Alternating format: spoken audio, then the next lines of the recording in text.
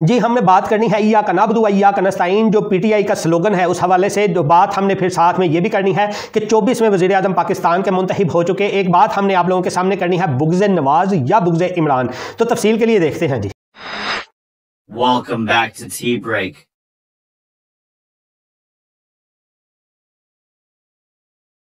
अस्सलाम वालेकुम, welcome back to tea break. आपका लुकमान सुलेमानी आपके सामने। व्यूवर्स कैसे हैं आप? ठीक हैं? उम्मीद है इंशाल्लाह ठीक होंगे।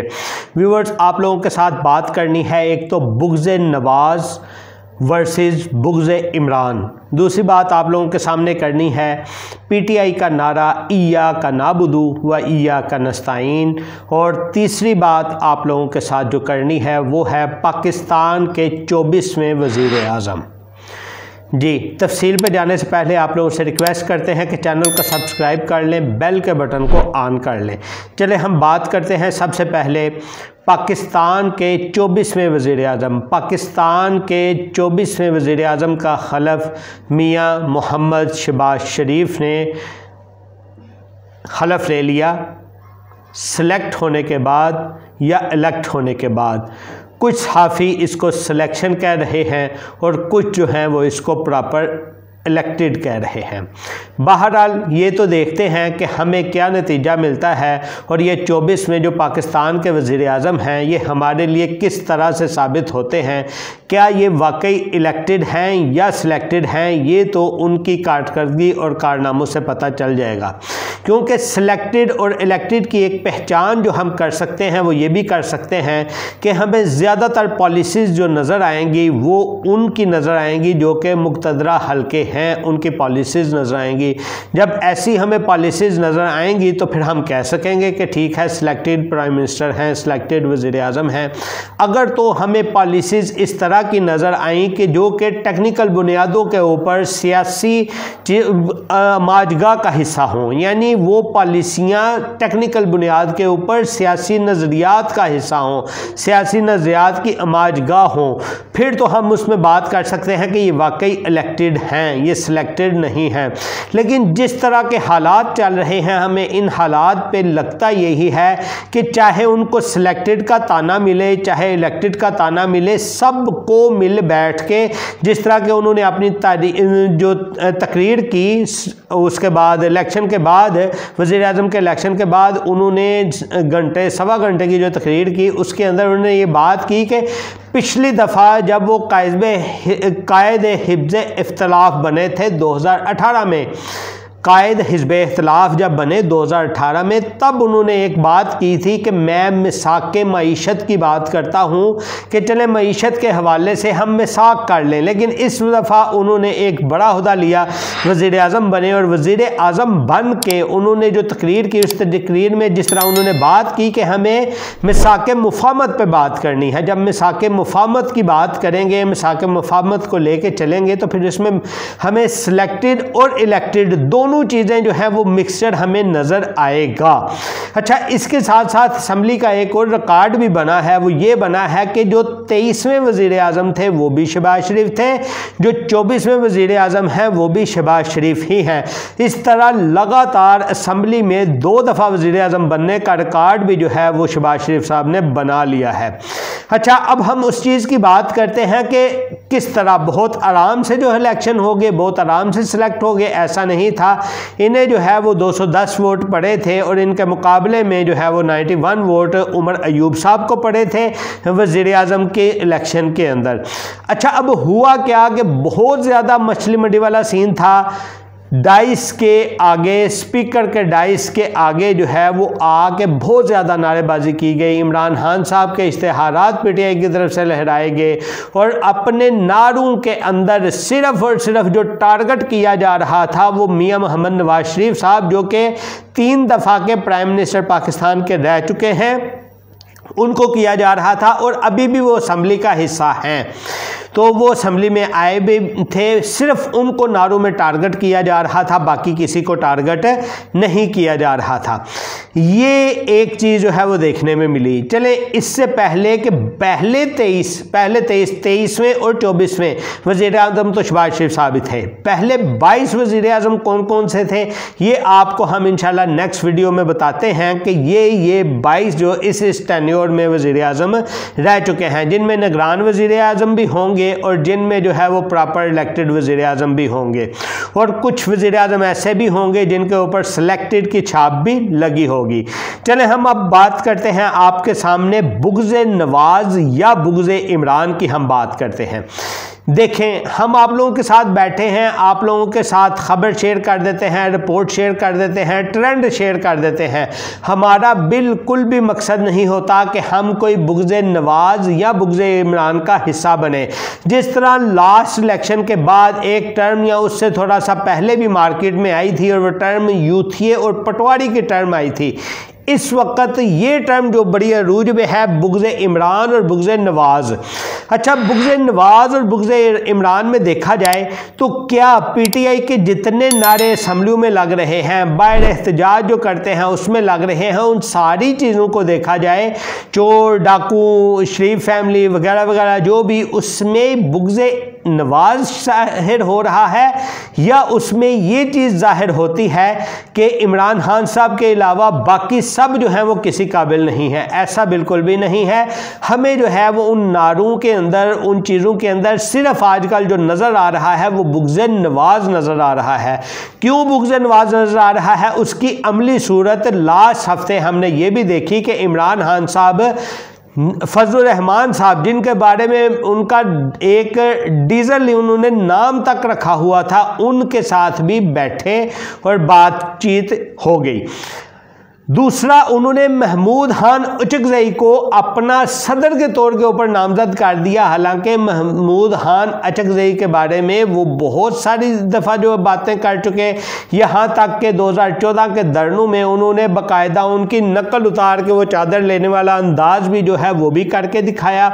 तो यानी अगर ये सारी चीज़ें देखी जाएँ कि यानी मुफाहमत की पॉलिसी इमरान खान साहब या पीटीआई की तरफ से भी जा रही है तो बाकी जमातों की तरफ जाती है। वो जरदारी साहब के साथ भी बैठ सकते हैं उनके बारे में, क्योंकि वो कोई इतना हार्श रवैया नहीं रखते, लेकिन ख़ास तौर के ऊपर इमरान खान साहब की जमात हो या पीटीआई हो, वो ख़ास तौर के ऊपर बुग़्ज़ नवाज़ का शिकार नज़र आती है। अब दूसरी तरफ हम जब देखें तो दूसरी तरफ हम देखते हैं, दूसरी तरफ ये सिस्टम है कि वो भी हर एक के साथ बात करने के लिए तैयार हैं। अगर बात करने के लिए तैयार नहीं है, बैठे सिर्फ इस चीज़ का इंतज़ार कर रहे हैं कि पहल पीटीआई की तरफ से हो, पहल इमरान खान साहब की तरफ से हो, उस पहल करने के अंदाज में अगर देखा जाए तो फिर दूसरी तरफ से हमें बुग़्ज़ इमरान भी नज़र आता है।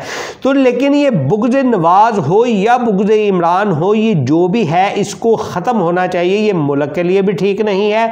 मुल्क के लिए मेरे ख्याल में इस वक्त जो ठीक चीज़ है, वाकई वज़ीर आज़म ने एक अच्छी बात की है कि वज़ीर आज़म साहब ने बोला है कि मुफाहमत की पॉलिसी अपनाई जाए, मसाके मुफाहमत की तरफ जाया जाए। अब इस मसाके मुफाहमत की तरफ से एक और न्यूज़ आप लोगों के सामने रखते हैं जो कि एक मार्केट में गर्दिश कर रही है, और ये गर्दिश कर रही है कि बहुत ही कम टेन्योर के अंदर, यानी बहुत थोड़े अरसे में ही, ये ज़्यादा लंबा नहीं खींचा जाएगा, नवाज शरीफ साहब और इमरान खान साहब की जो है वो मीटिंग करवाई जा रही है ताकि मामलात को ठंडा किया जाए। अब इसमें भी दो चीज़ें पेशरफ्त में आ सकती हैं और नहीं भी आ सकती।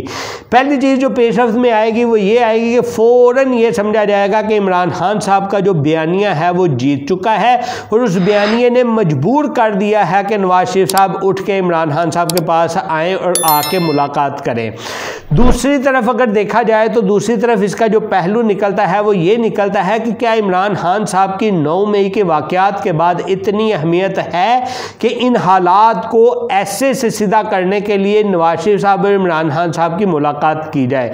अब तीसरा इसमें जो पहलू निकलता है वो तीसरा पहलू ये आता है कि नवाज शरीफ साहब क्या अपनी ईगो को नीचे करके, वही जो नवाज शरीफ साहब की पार्टी की तरफ से नज़र आ रहा होता है बुग़्ज़ इमरान वाला, उसको बैठाते हैं हैं उसको नीचे कहीं दफन करते हैं और उसके ऊपर तहे लगा के, जिस तरह उनके भाई शहबाज शरीफ साहब ने मिसाक मुफाहमत की बात की है, उसका पहला कदम या पहली ईंट रखने के लिए चल के इमरान खान साहब के पास जाते हैं और जाके कोई मुलाकात करते हैं और बात को फाहम तफहीम तक पहुंचाते हैं। और ये ज़रूरी भी क्यों है? ज़रूरी इस तरह है कि देखें पिछले 3-4 इजलास जो हो चुके हैं अभी कौमी असम्बली के, जिसमें आहर लास्ट जो कल वाला इजलास था, शहबाज शरीफ साहब 24वें वज़ीर-ए-आज़म सेलेक्ट हुए हैं। ये अगर इसी तरह की दींगा मुश्ती असम्बली के अंदर चलती रही तो गली मोहल्ले का आप खुद ही देख लें क्या सिस्टम होगा और मुल्क में फिर अमन व अमान वाला सिस्टम क्या रह जाएगा। ये सारी चीज़ें देखने वाली हैं। इन सारी चीज़ों के ऊपर काबू पाने के लिए मिसाक मुफाहमत बहुत ही ज़रूरी है इस वक्त, जिसके ऊपर अमल दरामद होना चाहिए और बहुत जल्द होना चाहिए। अच्छा, अब इसके ऊपर फिर अमल दरामद किस तरह होगा? मुक़तदरा हल्के इसमें बैठेंगे या नहीं बैठेंगे वो एक अलग चीज़ है। कोई दरमियानी ले दे की पॉलिसी के ऊपर होगा या इस तरह होगा कि ठीक है आप लोग अब हुकूमत करें, हम कोई मसला नहीं डालते, हम खूब अच्छी तरह अपोजिशन करेंगे और तगड़ी अपोजिशन करेंगे। अच्छा, वैसे मेरी अगर ज़ाती राय में देखा जाए, अगर हुकूमत भी हो रही है, तगड़ी अपोजिशन भी हो रही है, इसमें मुल्क पाकिस्तान का और पाकिस्तानियों का फ़ायदा है, इसमें पाकिस्तानियों का नुकसान नहीं है। हम चाहते हैं कि ऐसा ही सिर्फ हो जाए बजाय मछली मंडी की वजह से, वो बेहतर नहीं है, बल्कि ये बेहतर है कि एक पार्टी अच्छे से अपोजिशन करे और दूसरी अच्छे से हुकूमत करे, फिर 5 साल के बाद अवाम के पास चले जाए, अवाम फिर इनकी कारकर्दगियाँ देख के फैसला कर ले और फैसला करके अपने वोट दे दे, ना कि बयानिए बन के अवाम के सामने जाए, अवाम बयानियों के ऊपर फिर से बिकना शुरू हो जाए।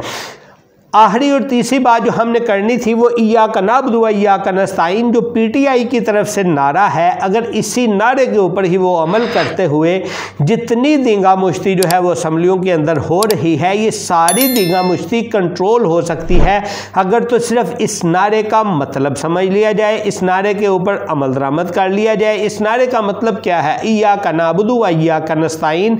जब हम इसकी बात करते हैं इसका मतलब है अल्लाह ताला से ही उम्मीद की ज़रूरत है और अल्लाह ताला से ही फिर मदद है।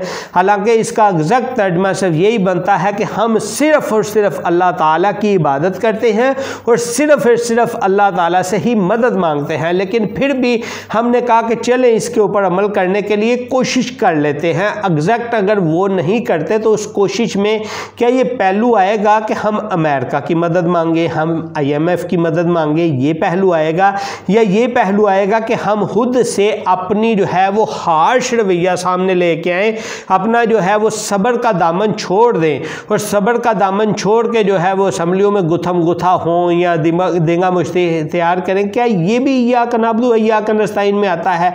हालांकि मेरे अंदाज में अगर मैं सोचूं या आपको समझूं या समझाऊं तो वो ये बनता है कि इय्याका नअबुदु व इय्याका नस्तईन की तब मतलब पूरा होगा कि जब हम देखें कि ठीक है इस दफ़ा तो हमारे सामने जो है वो इक़्तिदार नहीं आ सका, लेकिन इस इक़्तिदार की ख्वाहिश के लिए हम सिर्फ और सिर्फ अल्लाह की तरफ रुजू करते हैं और अपनी उन गलतियों की तरफ देखते हैं कि जिन गलतियों की वजह से ये हमें नहीं मिला। क्यों?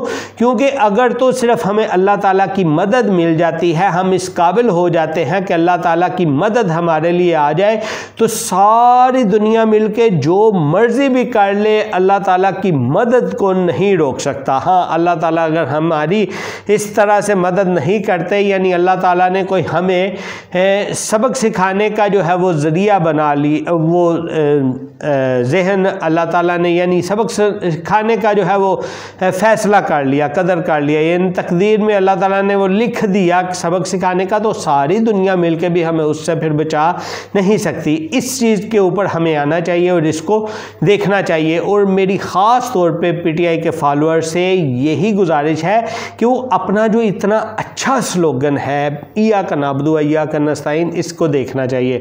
और दूसरी तरफ मेरी जो ख्वाहिश और रिक्वेस्ट है हुकूमत की तरफ से कि जो उन्होंने ऐलान किया है मिसाक मुफाहमत का, उनको प्रॉपर मिसाक मुफाहमत की तरफ पहली ईंट रखनी चाहिए। चाहे पहली ईंट में उन्हें आज ही कल ही उठ के, जिस तरह मौलाना फजलुर रहमान साहब के पास गए हैं नवाज शरीफ साहब को उठ के इमरान खान साहब के पास जाना चाहिए, जाके पूछना चाहिए कि ये जो बुग़्ज़ नवाज़ है या हमारी तरफ से कोई बुग़्ज़ इमरान है, इनको कैसे ख़त्म किया जा सकता है।